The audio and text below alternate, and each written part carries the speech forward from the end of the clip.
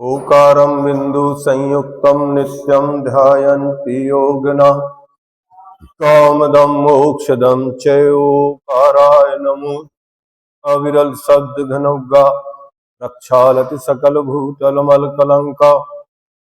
मुनि भरोपाश तीर्था सरस्वती हरत नो दुर्तान्। अज्ञानतिमिरान्ध्यानां ज्ञानाञ्जनशलाकया चक्षुरुन्मीलितं तस्मै श्रीगुरुभे नमः। परम गुरुभे नमः परम्पराचार्य गुरुभे नमः। सकल कलश विध्वंसकं श्रेषां परिवर्तकं धर्म संबंधकं भव्य जीव मनः प्रतिबोधकारकं दम शास्त्रं श्री तत्वार्थ सूत्र जी नामधेयम्।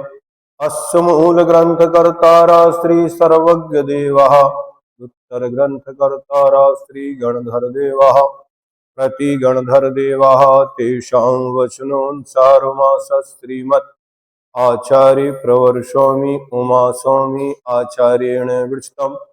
मंगलम भगवान वीरो मंगलम गौतमो गणि मंगलम कुंद कुंदार्यो जैन धर्मोस्तु मंगलम।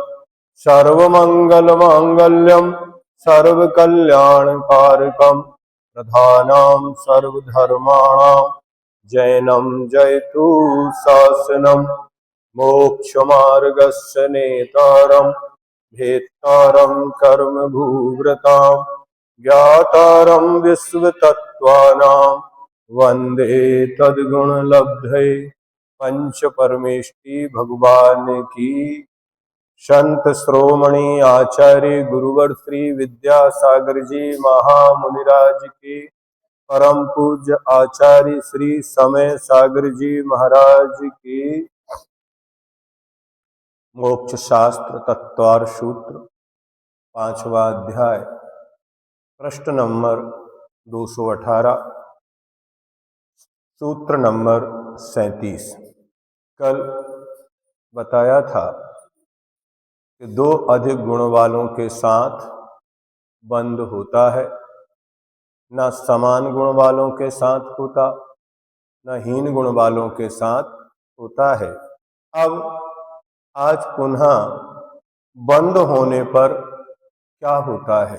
जब दो अधिक शक्ति अंश वाले परमाणु दूसरे परमाणु के साथ मिलते हैं तो उनमें बंद होने के बाद क्या अवस्था होती है, यह 37वें नंबर सूत्र में बताया जा रहा है। बंदेद कौ पारणाम कौ चे बंदेद कौ पारणाम कौ चे। बंध माने बंध में, यानी एक रूप होने की अवस्था में। जब वे दोनों मिलकर एक मेक हो जाते हैं तब, जैसे दूध और पानी दोनों को मिला दिया जाए। अब अगर दूध अधिक होगा तो पानी भी दूध के भाव बिकेगा, किंतु यदि पानी ज्यादा हो और दूध थोड़ा सा हो तो क्या होगा? वो पानी के भाव बिक जाएगा। तो ऐसे ही कम गुण वाले अधिक गुण वालों में परिणाम को परिणमाने वाले करने वाले हैं। जिनमें अधिक शक्ति होती है वह हीन शक्ति वालों को अपनी ओर खींचते हैं। जैसे लोहा और चुंबक। चुंबक में शक्ति अधिक होती है और लोहे में कम होती है, तो लोहे को चुंबक अपनी ओर खींचता है। चुंबक भले ही छोटा भी हो और लोहा बड़ा भी हो तो अभी कौन किससे चिपकाएगा? तो लोहा चुंबक से चिपक जाता है। और बंद हुई अवस्था में अधिक गुण वाले परमाणु कम गुण वाले परमाणुओं को अपने रूप परिणमाने वाले होते हैं। इसलिए हमें अपने जीवन में अपन से अधिक गुण वाले जो व्यक्ति हों, ऐसे व्यक्तियों की संगति करें तो हमें कुछ ना कुछ प्राप्त हो जाता है। और यदि हीन गुण वालों की संगति करेंगे तो खोटे ही संस्कार जीवन में आते हैं। आचार्य महाराज कई बार कहते थे कि आपको ऐसा बनना है तो जो लोग जैसे हैं उनके पास जाकर बैठो, है ना। रहीमन संगत साधु की, है? नहीं समझे ना। जैसे कोई इत्र बेचने वाला होता है, गंध देता है, अगर उसके पास में कोई जाए तो क्या होता है, तो गंध आ जाएगी। तो ऐसे ही दो अधिक शक्ति अंश वाले पुद्गल, दो हीन शक्ति अंश वाले पुद्गल का परिणमन कराने वाले होते हैं। जिनमें अधिक शक्ति है वह अपने रूप परिणमन कराते हैं। यह तो प्रत्यक्ष से ही दिखाई देता है कि जिस प्रकार गीला गुण उस पर पड़ी हुई धूलि को अपने रूप में परिणमा लेता है। गुड़ गीला हो और धूल के कण उस पर आकर चिपक जाए तो धीरे धीरे गुड़ का रस धूलि के कणों में चला जाता है और वह धूलि भी किस रूप हो जाती है, गुड़ रूप हो जाती है। और यदि थोड़ा सा गुड़ हो और उसको धूलि में डाल दो तो क्या हो जाएगा, वो धूलि रूप हो जाएगा। इससे दोनों मिलकर एक हो जाते हैं और उनके रस रूप आदि गुणों में भी परिवर्तन होकर स्कंद बन जाता है। उन सबका जिस प्रकार वस्त्र में शुक्ल और कृष्ण तंतुओं का संयोग होता है, ऐसा उनका संयोग नहीं होता। क्या जो धागा से कपड़े बनते हैं ये बंध नहीं कहलाता। एक सफेद धागा ले लिए, कुछ काले ले लिए, नीले पीले ले लिए और एक वस्त्र बन गया, ये बंध नहीं है। एक कपड़ा बुन जरूर गया लेकिन वो दोनों मिलकर एक में एक होना चाहिए, ये बंध नहीं है। एक कपड़ा बन गया, ऐसा संयोग पुद्गलों में परमाणुओं में नहीं होता, क्योंकि किसी भी धागे का शक्ति अंश दूसरे धागे में नहीं मिला। वहां उन शक्ति अंश जो थे पुद्गल में एक के दूसरे में समाहित हो गए। तो ऐसा बंध जो कपड़े का आदि हुआ, ऐसा परमाणुओं में बंध नहीं होता।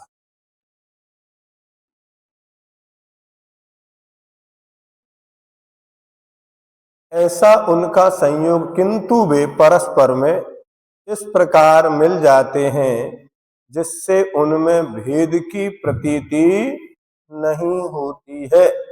जैसे कोई नमक को आप जल में डाल दो तो क्या होगा, वो जल रूप हो जाएगा। नमक कहाँ है और जल कहाँ है अलग कर सकते क्या, नहीं कर सकते। तो वो दोनों मिलकर एक हो गए। लेकिन उसमें कोई अन्य वस्तु डाल दे, चम्मच डाल दी तो चम्मच अलग है और दूध अलग है। तो ऐसा नहीं, इसी से बनने वाले परमाणुओं में दो गुण का अंतर रखा है।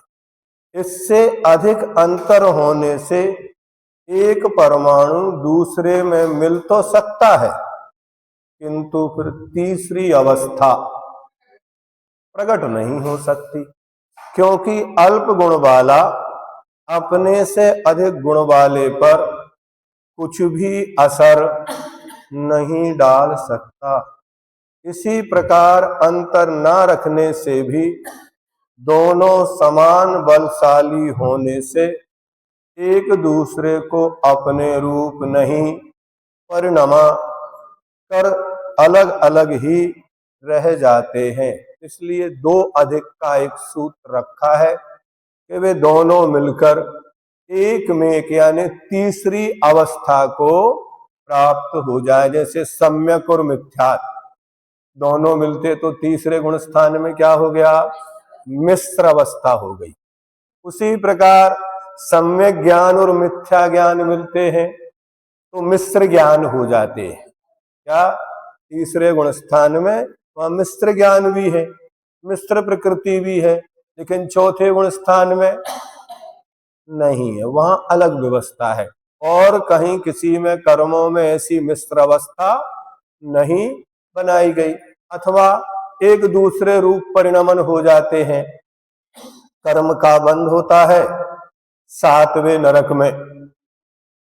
कोई जीव है, उसने सम्यक दर्शन प्राप्त कर लिया, पर्याप्तियां पूर्ण हुई और सम्यक दर्शन प्राप्त हो गया, गुण स्थान चौथा हो गया। अब 7वें नरक में कौन सी गति का बंद करेगा? वहां वो सम्यक दृष्टि है तो वह मनुष्य गति का बंद करेगा। कितने काल तक कर रहा है? 33 सागर में कुछ कम, है ना, कुछ कम 33 सागर काल पर्यंत उसने मनुष्य गति का बंद किया। जब वहां से निकलने को हुआ तो सम्यक छूट गया, मिथ्या दृष्टि हो गया और त्रियंच में आकर पैदा हो गया। अब उसने उतने काल तक जो मनुष्य गति को बांधा था वो सब की सब संक्रमित होकर क्या करेगी? त्रियंच गति में चली गई। ऐसे ही हम जीवन भर बहुत सारे आचरण, श्रद्धान, क्रिया आदि करते हैं और अंत में क्या होता है? जीवन भर व्रतों को पाला और अंतिम समय में छूट गए और मरण हुआ तो अव्रती बन के मरे। तो जीवन भर जो कमाई की थी वहां कहां गई? सब गई। उससे एक मात्रा के अनुसार बलवान नहीं कि वो ज्यादा है इसलिए बलवान हो, नहीं। कोई छोटी सी वस्तु भी, स्याही का एक कण पानी में डाल दो तो पूरे पानी को रंगीन बना देता है ना। पहले एक स्याही की गोली आती थी, टिक्की, उनको पानी में डाल देते थे तो क्या बनते थे? एक एक कण में इतनी शक्ति उसमें रहती है। ऐसे ही जो विष आदि जहर होते हैं, अगर एक कण भी कहीं आ जाए तो क्या होगा उसका प्रभाव? उसमें शक्ति अंश बहुत है, मात्रा भले ही देखने में क्या होती है? कम होती है। जो औषधि आती है उनमें mg लिखा रहता है। कभी कभी गोली की साइड बहुत बड़ी है लेकिन mg कितनी है? 5, 10, 15 mg। और कोई गोली बिल्कुल छोटी सी है लेकिन उसमें क्या लिखा है? 500 mg, 1000 mg। ये क्या हुआ? उनके शक्ति अंश। ऐसे ही लाइट जलाते तो बल्ब है, कितने पावर का है? साइज वही है लेकिन उसमें कोई 0 पावर का है, कोई 5 पावर है, कोई 10 है। तो ये क्या है? उसकी शक्ति के अंश। तो जब भी इन दो शक्ति अंश वालों में परस्पर बंध होता है तो जो अधिक शक्ति अंश वाला होता है वो हीन शक्ति अंश वालों को अपने रूप परिणमन करा लेता है। ऐसी उनमें योग्यता पाई जाती है। ये समझे ना? तो कब बनेंगे? 2 अधिक होंगे, लेकिन बंधकर क्या होगा? किसका नाम दिया जाएगा? तो जो बलवान है उसका नाम दिया जाएगा। एक बात अलग है कि पंचम काल में हम नीचे की ओर बढ़ रहे हैं।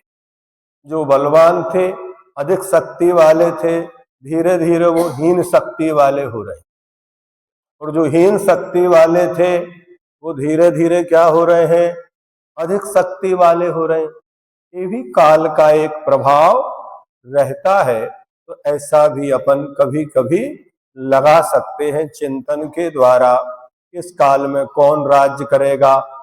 राजा समाप्त हो जाएंगे। जो पहले क्षत्रिय थे, बलवान थे, सबकी रक्षा करते थे, अब आज वो स्वयं असुरक्षित महसूस कर रहे हैं।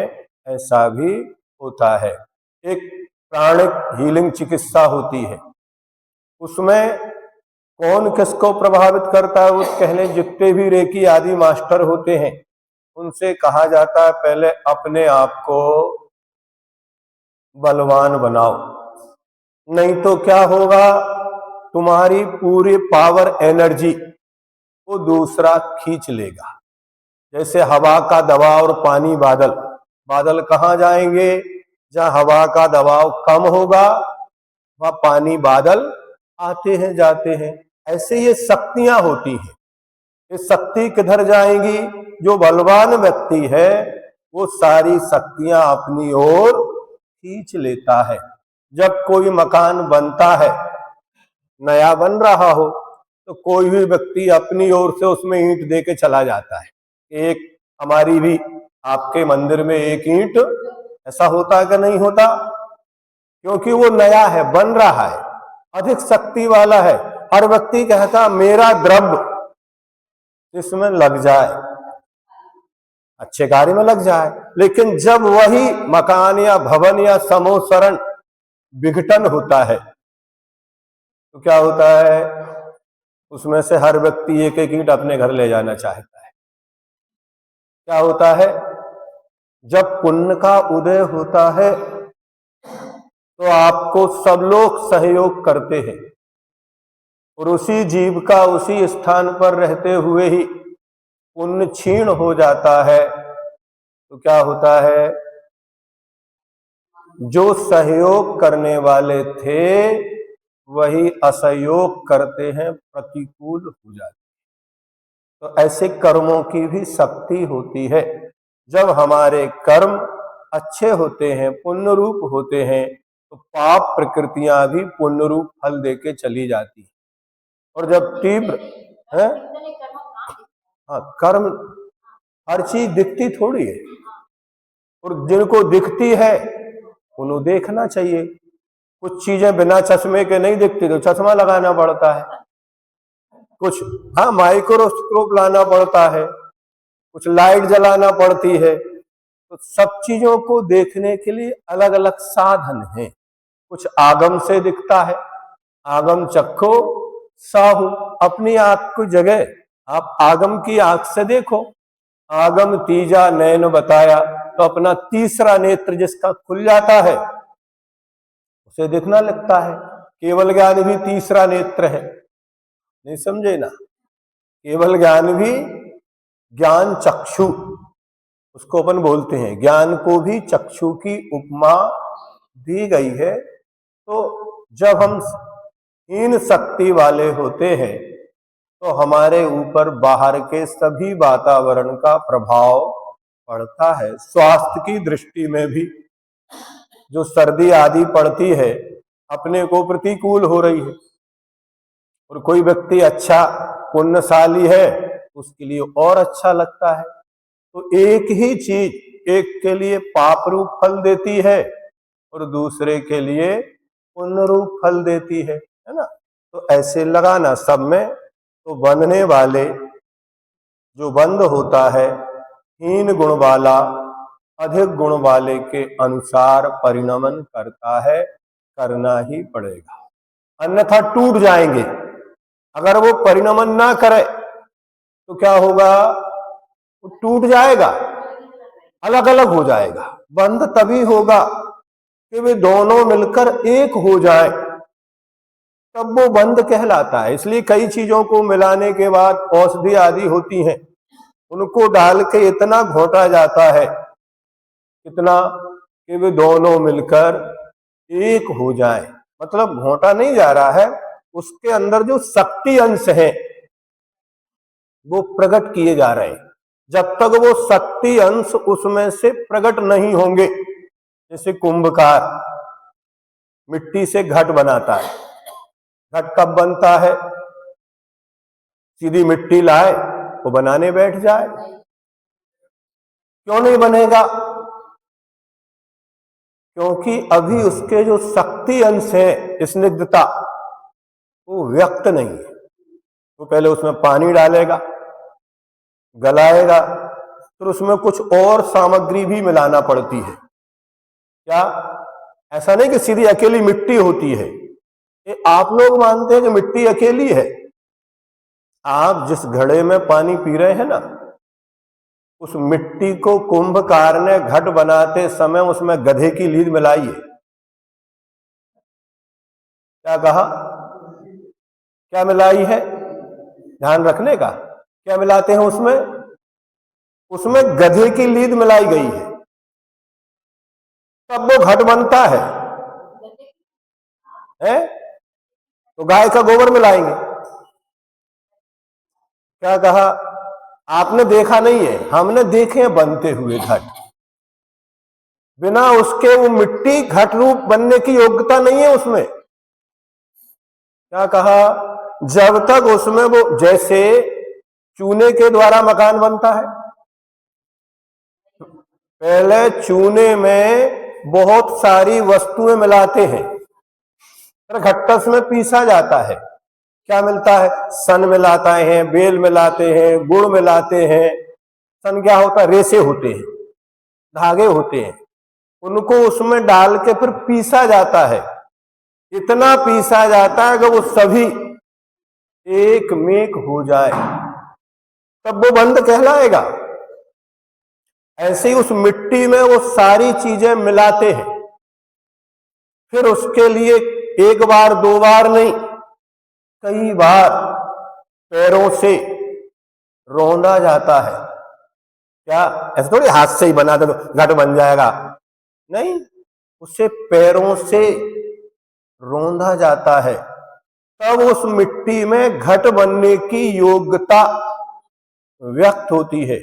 अगर उतनी मेहनत ना की जाए तो वे घट बीच में ही नष्ट हो जाएंगे। पहली बात तो फैलेंगे नहीं, वो इतनी मतलब मुलायम और ऐसी हो जाती है वो जैसा आकार देना चाहे, कुंभकार, छोटा बड़ा, चाक पर, इसके बाद पुनः उसकी घड़ाई होती है। एक अंदर पत्थर रहता है हाथ में, एक पत्थर बाहर रहता है, लकड़ी रहती है, और उसको पूरा ठोक ठोक के पूरा फैलाता है वो जैसा करना चाहे, तब कहीं जाके वो घट बना। तो उस जो स्कंद बना है उसमें मिट्टी के रूप सब परिणमन हो गए, जितनी भी वस्तुएं मिलाई गई वे सब क्या हो गई, मिट्टी रूप हो गई, मिट्टी ने उनको अपने रूप परिणमन करा लिया।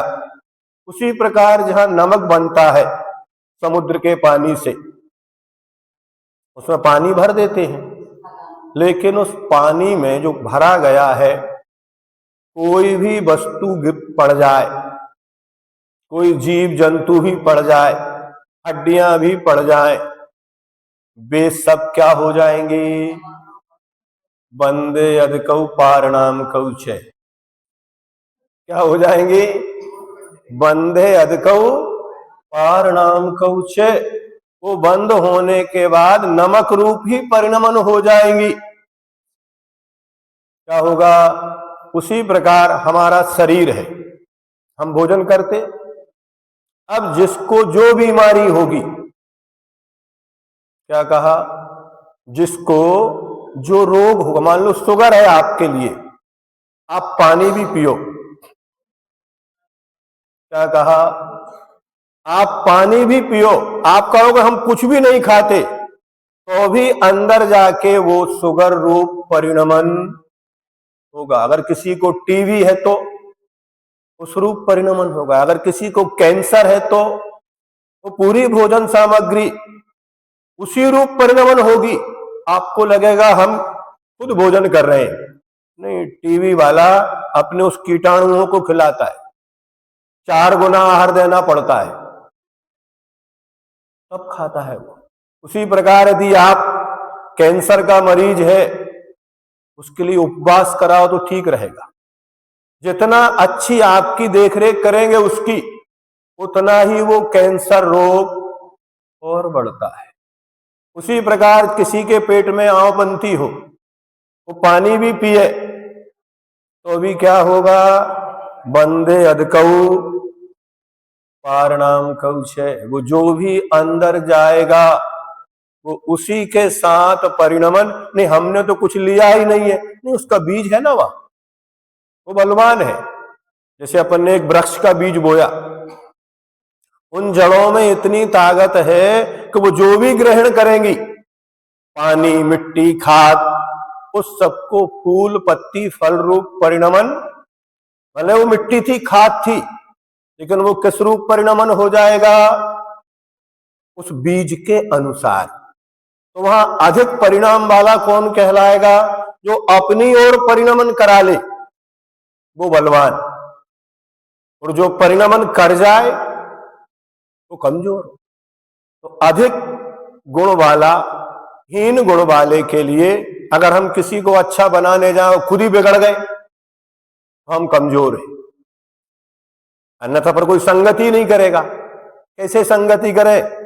किसी को कोई अपने पास नहीं रखेगा। नहीं, पहले आप इतने स्ट्रांग बनो, अपने अंदर योग्यता पैदा करो कि हम किसी को अच्छा बना सकते हैं। तो उसके लिए सबसे पहले अपने आप को क्या करना पड़ता है? इतना मजबूत, पावरफुल बनाना पड़ता है। फिर आप कहीं भी रहो, मुनि साथ में बा एक विचरे, फिर वे कहीं भी रहे, वे इतने स्ट्रांग हो जाते हैं कि वो कहीं भी रहे उन्हें कोई अंतर नहीं पड़ता। लेकिन जो कमजोर होता है वो किसी ना किसी के सहारे के साथ ही चलता है। ये उद्गलों में बंध के लिए कारण है, लेकिन जीव आदि में भी संगति में इसको आप लगा सकते हैं। और ये तो पुद्गल का ही बंध है। अपने शरीर में जो परिणमन चल रहा है, भोजन सामग्री परिणमन कर रही है, ये पुद्गल का ही बंध है। तो उसको कौन सा ले, क्या ले? मतलब उस रोग से ज्यादा पावरफुल औषधि लेना पड़ती है, तब वो औषधि अंदर वाले बैक्टीरिया आदि जो है उनको अपने रूप परिणमन करा ले। क्या करे? दो प्रकार के बैक्टीरिया है, एक अच्छे और एक बुरे, आरबीसी और डब्ल्यूबीसी। अपने अंदर कौन किसको, जरा सी चोट लग गई हमारा घाव भरता नहीं है, मतलब हमारी जो प्रतिरोधी क्षमता है वो कमजोर है, जिसको अपन बोलते प्रतिरोधी क्षमता। वो कमजोर होने से क्या होगा? जरा सा कोई पिन भी चुभ गया घाव बन जाएगा, पस पड़ जाएगी। लेकिन जिनकी प्रतिरोधी क्षमता अच्छी होती है, कई घाव लग जाते हैं, इसके बावजूद भी उन्हें कोई अंतर नहीं पड़ता, वो जल्दी स्वस्थ हो जाते हैं। आज हम सबकी प्रतिरोधी क्षमता क्या हुई? हम सबके ऊपर बाहर के वातावरण का जल्दी प्रभाव क्यों पड़ता है? क्योंकि हमारे अंदर की जो शक्ति अंश थे वो क्या हो गए? कमजोर हो गए। शारीरिक दृष्टि से, मानसिक दृष्टि से, वैचारिक दृष्टि से, कर्म पुण्य पाप की दृष्टि से हम सब इतने कमजोर हैं कि बहुत जल्दी बाहर का वातावरण हमारे ऊपर प्रभाव डालता है और हम बहुत जल्दी संयम को छोड़कर असंयम की ओर वंदे अधिकौ पारणाम कौचे। अगर संयमी असंयमी की संगति करेगा तो क्या होगा? असंयम की ओर जाएगा। अगर सम्यक दृष्टि अनायतनों का सेवन करेगा तो क्या होगा? मिथ्यात की ओर जाएगा। इसलिए क्या करना? हम कमजोर हैं, उस समय अपने आप को बचाना, उनकी संगति से बचना। अगर जल्दी जल्दी हमारे परिणामों पर मिथ्यात का प्रभाव पड़ता है तो मिथ्या दृष्टियों की संगति से अपने को बचा के रखो। अगर हमें क्रोध आता है तो क्रोध के 9 कर्मों से अपने को बचाना। भले ही एक में एक नहीं हो रहे हैं, लेकिन कहीं ना कहीं इन सब का प्रभाव हमारे जीवन में पड़ता है, उससे बचने का प्रयास करना। अब ये बंध की व्यवस्था पूर्ण हुई। यहाँ तक कि किसका बंध होता है, कैसे होता है, कितने गुण वालों का होता है, बंद होने पर क्या होता है। अब द्रव्य का दूसरा लक्षण, दूसरे प्रकार से द्रव्य, पहले कहा था उत्पाद व तद्द्रव्य लक्षणम, उत्पाद व द्रव्युक्तम सत, है ना, तद्भावावयम नित्यम। अब यहाँ पर अन्य प्रकार से द्रव्य का दूसरा लक्षण, पिछले वाले सूत्र को आप जितना चाहें उतना फैला सकते हैं। सूत्र में भी बहुत सारे सूत्र हमने आपको बता दिए हैं, शरीर में भी, संगति में भी, बाहर में भी, ये सब चीजें उनको जानना। गुण पर्ययवद द्रव्यम, गुण पर्ययवद द्रव्यम। हाँ, द्रव्य जो होता है गुण उन पर्यायवान होता है, अर्थात जिसमें गुण और पर्याय पाई जाती हैं उसे द्रव्य कहते हैं। द्रव्य हमने देखा नहीं है, एक भी द्रव्य हमारे इंद्रियों की पकड़ का विषय नहीं है। क्या, चाहे जीव हो, चाहे पुद्गल हो, धर्म हो, अधर्म हो, आकाश हो, काल हो, एक भी द्रव्य को हमने देखा नहीं। किसको देखा? उसकी पर्यायों को। किसको पकड़ेंगे अपन? तो पर्यायों से कोई द्रव्य अलग है क्या? अरे नहीं, गुण पर्याय व द्रव्यम, जो गुण पर्याय है वही द्रव्य है। द्रव्य कैसा है? गुण और पर्याय वाला है। तो गुण पर्याय क्या है? द्रव्य है। द्रव्य से गुण पर्याय अलग नहीं, और गुण पर्यायों से द्रव्य अलग नहीं है। सबका एक ही क्षेत्र होता है। द्रव्य में अनेक परिणमन होने पर भी जो द्रव्य से भिन्न नहीं होता, कितने भी परिणमन होते चले जाएं, लेकिन वो द्रव्य से भिन्न सदा द्रव्य के साथ ही रहता है, वह गुण है। इसी से गुण को अन्वयी कहा गया है। और जो द्रव्य में आती जाती रहती हैं वो क्या है? वह पर्याय है। इसी से पर्याय को व्यतिरेकी कहा है। पर्याय एक समय में एक ही रहेगी, लेकिन गुण अनंत एक साथ रह सकते हैं। गुण पर्याय रूप ही द्रव्य है। जैसे ज्ञान आदि जीव के क्या है? गुण है, और रूप आदि उद्गल के गुण है। हाँ, ज्ञान गुण में भी परिणमन होता है। गुण भी परिणमन करते हैं और द्रव्य भी परिणमन करता है। जैसे घट ज्ञान, पट ज्ञान और रूप आदि में भी परिणमन होता है। यह परिणमन ही पर्याय है। किसकी? ज्ञान का जो परिणमन है वो क्या है? पर्याय है। अपन मात्र एक ज्ञान गुण हो गया, अब उसके 5 भेद कर दिए। 5 भेद करने के बाद भी इतने ही है क्या? नहीं, जितने पदार्थ हैं, जितने ज्ञान के विषय बनते हैं, उतने ही ज्ञान भी होते हैं। क्या? जितने द्रव्यों को आपको देखना है तो उतने ही आपके ज्ञान के भेद भी बन जाएंगे। जब भगवान का जन्म होता है, सौधर्मेंद्र भगवान को सुमेरु पर्वत पर अभिषेक कराता है। अब इंद्र भगवान को 2 नेत्रों से देखकर तृप्त नहीं होता। उस समय क्या करता है वो? दक्षा सक्रा सहस्त्राक्ष बहु बहु विस्मया, इतना विस्मित होता है कि 2 नेत्रों से देखने से उसे तृप्ति नहीं होती। उस समय विक्रिया से वो 1000 क्या बनाता है? नेत्र बना। मतलब उसके पूरे शरीर पर क्या? पूरे शरीर पर जैसे वलप में के पूरे चारों ओर से किरणें फूटती हैं। लाइट जलती ना, दीपक की तो लो जलती है, लेकिन अपन जो बल्ब लाइट जल रही है इसमें क्या हो रहा है? पूरे कांच जहां जहां है वहां से रोशनी प्रकट हो रही है। ऐसे ही अब वो सर्वज्ञ तो है नहीं कि केवली भगवान की तरह उसका केवल ज्ञान हो। है कौन सा ज्ञान? अवधि ज्ञान है या क्षयोपशम ज्ञान है। अब वो पूरे शरीर में 1000 नेत्र बना लेता है। आचार्य महाराज कहते थे ऐसा करने के बाद भी उसकी आंख में आंसू आ जाता है। क्या?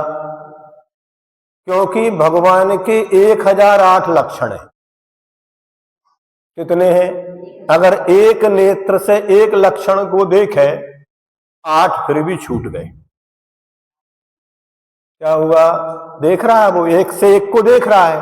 अब कितने लक्षण? 900 व्यंजन और 108 लक्षण, 1008 चिन्ह भगवान के पूरे शरीर में। अब वो एक पर एक दृष्टि से देख रहा है। अब 8 फिर भी अब इससे ज्यादा विक्रिया कर नहीं सकता। क्या इससे ज्यादा क्षमता नहीं है। अगर हाथ बनाएगा तो 1000, नेत्र बनाएगा तो 1000, लेकिन भगवान में लक्षण कितने हैं? 1008 है। उसकी आंखों में से कठिनाई हो रही है देखने में। अब इस किसको छोड़े? सभी ऐसे हैं कि किसी का भी ओझल नहीं कर सकते। उन 8 को कैसे देखें? असमर्थता है। तो ऐसे ही द्रव्य में जो गुण है, उन गुणों के भी अनेक, ज्ञान गुण के भी कितने भेद हो जाएंगे। यहां बैठे ही बैठे हमने किसी को चिंतन किया, अब जो चीज हमें दिख रही है वो वस्तु हमारे पास आई कि हमारा ज्ञान उस वस्तु रूप परिणमन कर गया।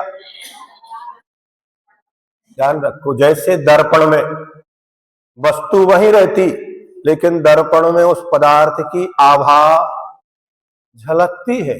इसलिए ज्ञान को भी दर्पण कहा। यद विद्या दर्पणायते, अपने ज्ञान में वो सारे पदार्थ क्या होने लगते हैं? आप स्मरण करते हैं तो क्या हो रहा? आपके उस ज्ञान को उस रूप परिणमन करना पड़ेगा। आत्मा के प्रदेश, वो गुण में इस प्रकार की योग्यता है कि उसमें उस प्रकार वो झलकने लगते। उस दर्पण में योग्यता है कि वहां के उसके प्रदेश इस रूप परिणमन कर जाते हैं कि आपका हूबहू चित्र उसमें देखने में। तो ज्ञान में भी ऐसी परिणमन प्रति समय होता रहता है। ज्ञान गुण में भी परिणमन होता है। जैसे घट ज्ञान, तो घट का ज्ञान होगा और पट का ज्ञान, दोनों एक हैं क्या?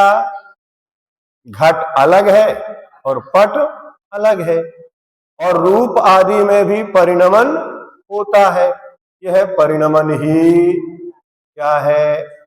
द्रव्य गुण और पर्याय की सत्ता अलग अलग नहीं है। जो द्रव्य है वही गुण है और वही उस गुण की पर्याय है। दोनों एक ही है, किंतु नाम, संख्या, लक्षण, प्रयोजन की अपेक्षा भेद है। उसका नाम एक नहीं रहेगा, नाम अलग रहेगा। उसी प्रकार लक्षण भी, द्रव्य का लक्षण अलग है और गुण का लक्षण, पर्याय का लक्षण अलग है। प्रयोजन भी अलग अलग है। इस अपेक्षा से भेद है। परंतु प्रदेश से जहां द्रव्य है वहीं गुण है और वहीं उस गुण की या द्रव्य की, इसमें क्षेत्र की, प्रदेश की कोई भिन्नता यानी सबका अस्तित्व, सत्ता एक ही है। जो द्रव्य के नाम से कही जाती है, ऐसा वस्तु का भेदा भेद स्वरूप समझना। अगर इसको नहीं मानेंगे तो द्रव्य को पूरी तरह हम पहचान नहीं पाएंगे। पहले नंबर सूत्र 29-30 में कहे हुए लक्षण से यह लक्षण भिन्न, क्योंकि पहले कहा था सद्रव्य लक्षणम उत्पाद व ध्रुव युक्तम, तो ये गुण पर्याय व द्रव्यम ये एक ही है, ये अलग अलग नहीं है। जैसे अपन पढ़ते हैं सम्यक दर्शन का लक्षण अलग अलग, तत्वार्थ श्रद्धानम सम्यक दर्शनम, है ना। तत्वों का श्रद्धान करना सम्यक दर्शन है। और रत्नकरंडक श्रावकाचार में आचार्य महाराज कहते श्रद्धानाम परमार्थानाम आप्तागम तपोभृताम। वहां तत्वों का नाम ही नहीं लिया, किसका नाम लिया? आप्त आगम तपोभृत। और फिर आगे वही कह दे इदमेवम ईदृशम एवं तत्वम नान्य च अन्यथा। आपने तत्व बताए तो है नहीं और कह रहे तत्व ऐसा ही है। मतलब जो देव शास्त्र गुरु हैं वही तत्व है, जो 7 तत्व हैं वही देव शास्त्र गुरु है। अपने को समझ में कई बार नहीं आता लेकिन जब उसका विशेष चिंतन करेंगे तो पता चलेगा कि तत्व देव शास्त्र गुरु से अलग नहीं है। भगवान ने कौन सा किसका उपदेश दिया? बोलो। जिनवाणी में क्या है? सात तत्व है। जिनवाणी क्या है? शास्त्र है। देव ने जो कहा सात तत्व, गुरु ने जो लिखा सात तत्व, जिसमें लिखा सात तत्व, तो वही तो कह रहे हैं दोनों कि तत्वार श्रद्धानम सम्यक दर्शनम, अथवा भगवान ने जो कहा है उस पर। तो भगवान ने क्या कहा है बताओ तो? भगवान की आज्ञा मानना। तो आज्ञा क्या है? सात तत्वों का वर्णन किया है। तो दोनों ही एक हैं, चाहे तत्वार श्रद्धानम सम्यक दर्शनम कहा जाए और चाहे श्रद्धानाम परमार्थानाम आप्तागम तपोभृताम। ये अलग अलग नय के अनुसार या ग्रंथों के अनुसार भेद होगा, लेकिन लक्ष्य में कोई भेद नहीं होता है, दोनों एक ही है ऐसा मानना। किंतु भाव भेद उसी में अंतर्भूत हो जाता है। यह शब्द भेद है किंतु भाव भेद नहीं है। पर्याय में उत्पाद व्यय की और गुण से द्रव्य की प्रतीति हो जाती है। क्या? गुण द्रव्य रूप में है और पर्याय उत्पाद और व्यय है। यही तो कहा, उत्पाद व्यय द्रव्य युक्तम सत। गुण पर्याय व द्रव्यम, उत्पाद व्यय द्रव्य कहो या गुण पर्याय, और द्रव्य शब्द भी साथ में रखा, अकेली गुण पर्याय नहीं, गुण पर्यायवद द्रव्यम। द्रव्य क्या है? गुण और पर्यायवान है। उसी प्रकार सत क्या है? उत्पाद व्यय और द्रव्य रूप है। ऐसा इनमें लगा लेना। अब इतने ही द्रव्य हैं क्या? हाँ, अभी तक आपने 5 द्रव्य की चर्चा तो कर दी, और भी कोई द्रव्य है? तो कह रहे हाँ, अभी एक द्रव्य और बाकी बचा है, कालश्चय। कालश्चय, हाँ, काल भी द्रव्य है। और चा से जो अन्य द्रव्यों में सब चीजें कहीं गई थी कि नित्य हैं, कितने प्रदेशी हैं, द्रव्य हैं, अनित्य हैं, क्रियावान हैं, आदि आदि जो लक्षण पहले कह के आए थे, वे काल द्रव्य में भी जानना चाहिए। उसमें भी उत्पाद भी है, व्यय भी है, द्रव्यपना भी है। वो सारी चीजें काल में ऊपर कहे हुए द्रव्य, उत्पाद व द्रव्य तथा गुण पर्याय सहित के लक्षण है। अतः द्रव्य है पहला लक्षण। काल द्रव्य में द्रव्य पाया जाता है, क्योंकि काल का स्वभाव सदा स्थायी है। हाँ, उत्पाद और व्यापार के पर के निमित्त से भी होते हैं और स्वनिमित्तक भी होते हैं। क्या जो उत्पाद वे चल रहे हैं वो किस में हो रहे हैं?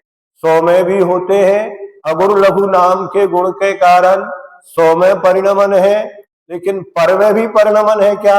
हाँ, आप जैसे ही सामने कोई आएगा दर्पण के, तो दर्पण का रंग परिवर्तित होगा। स्फटिक मणि के सामने जैसा वस्त्र रखेंगे वो वैसा हो जाएगा।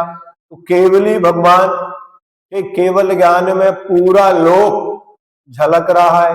किस रूप में? परिवर्तित होते हुए। लोक में परिवर्तन हो रहा है कि नहीं? तो वो केवल ज्ञान में भी परिवर्तन हो रहा है। ये परनिमित्तिक परिवर्तन है, क्योंकि केवल ज्ञान के अभिभागी प्रतिषेध घटते बढ़ते है। सद्गुणी हानि वृद्धि होते हुए भी उनमें क्या अनंत में से कुछ कमी आएगी? अनंत से ज्यादा होंगे? नहीं होंगे। लेकिन लोक में जितना परिणमन हो रहा है वो ज्ञान में झलकेगा, झलकेगा। इसको बोलते पर निमित्त से है।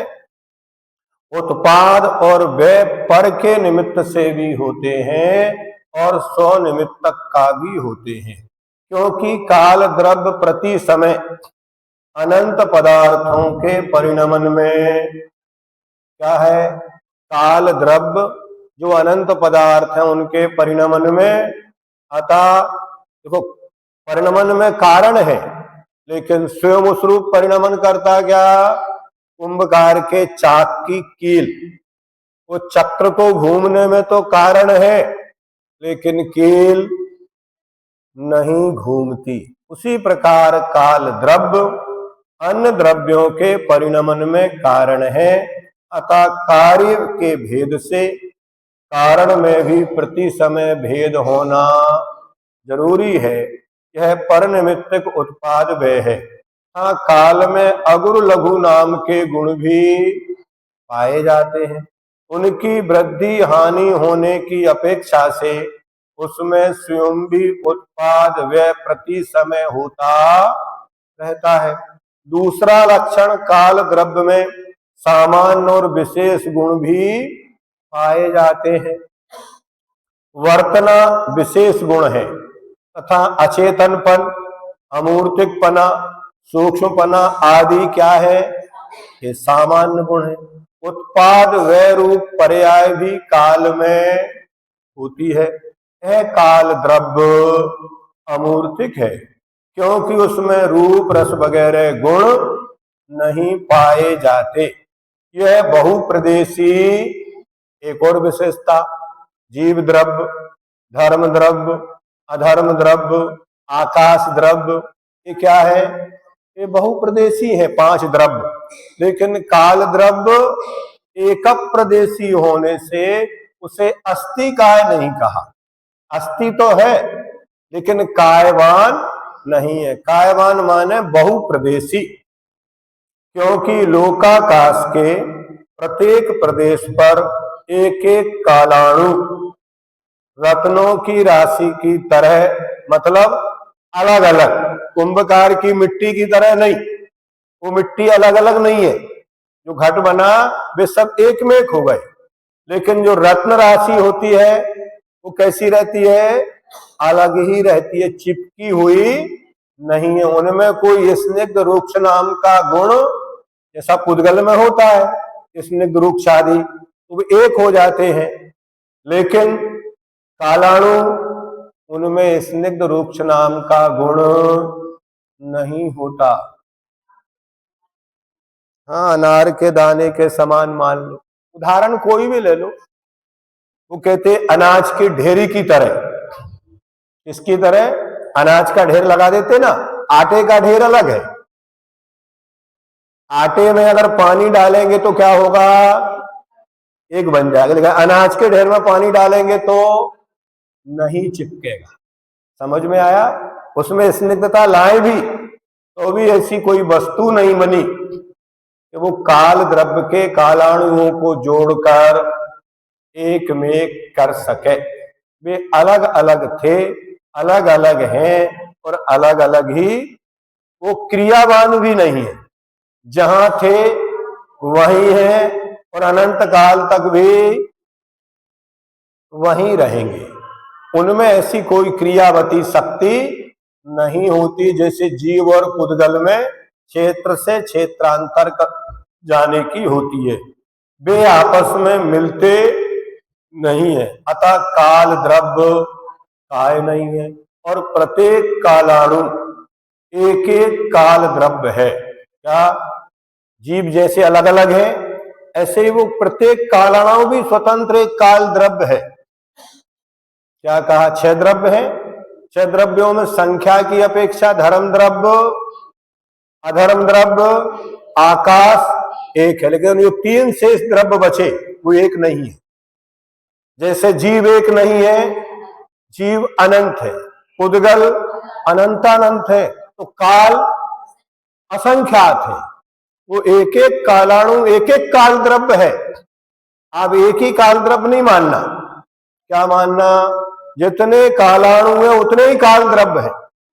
कालाणु कितने हैं? असंख्यात। आकाश के जो कितने, लोकाकाश के कितने प्रदेश हैं? तो एक एक लोकाकाश के एक एक प्रदेश पर एक एक कालाणु स्थित है, इसलिए उतने काल द्रव्य हैं। कहने में तो यही आता है जीव द्रव्य, जीव द्रव्य एक है, लेकिन नहीं, जीव अनंत है, पुद्गल अनंतानंत है, लेकिन कालाणु असंख्या, संख्यात भी नहीं और अनंत भी नहीं। कितने हैं तो अलग अलग मानना, उनको एक मत मानना। अगर वो एक मान लोगे तो आप भी, जैसे एक दर्शन जीव को एक ही मानता है, क्या मानता है वो, एको ब्रह्मा, एक ही जीव है, दूसरा कोई जीव है ही नहीं है।